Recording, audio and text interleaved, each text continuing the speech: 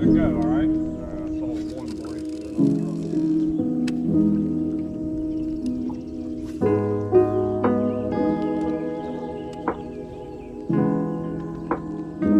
we're gonna have some rain.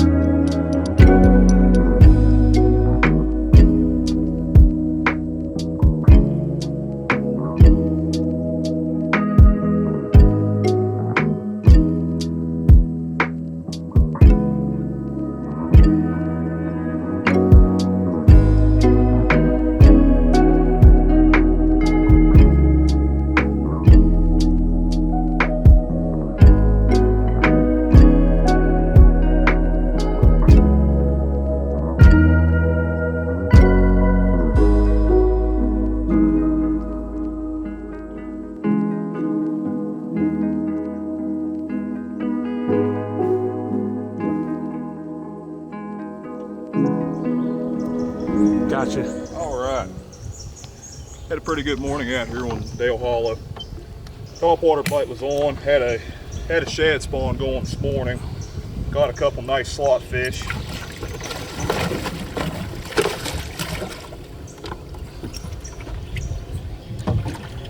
That's gonna be bad.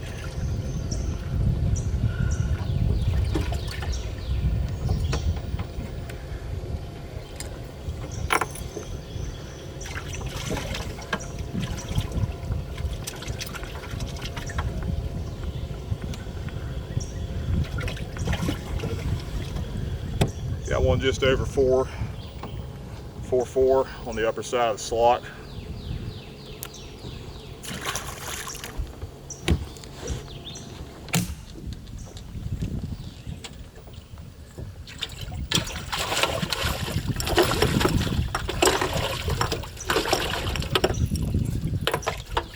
Another one just over 3.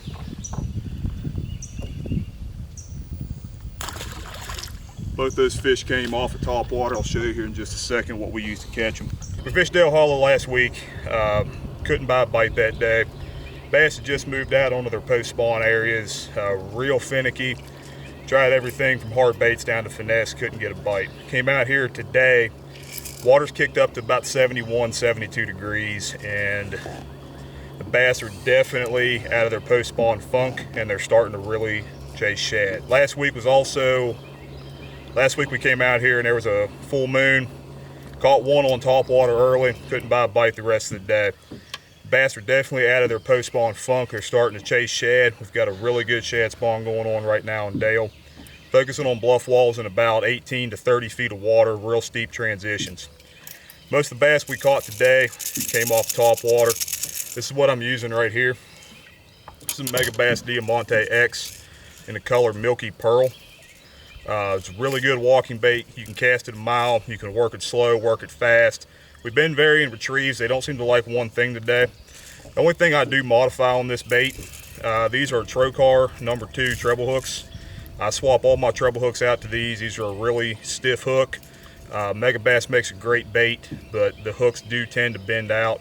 These are a little bit oversized, and the hookup percentage is a lot higher on these.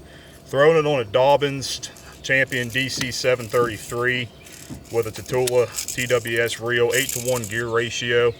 You're going to want that higher gear ratio whenever you're throwing topwater, because your bass sometimes will hit it and run right to you. You want to be able to catch up to them. Throwing it on 40-pound Seaguar braid with about a 2-foot, 17-pound monofilament leader. This is critical with your topwater baits.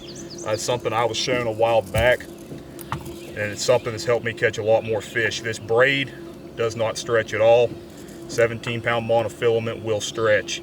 I put it onto the braid with a Unity uni knot. Gives that bait a shock absorber. So whenever that big 4-pound smallmouth crushes it and you try to set the hook, you're not going to rip it out of its mouth.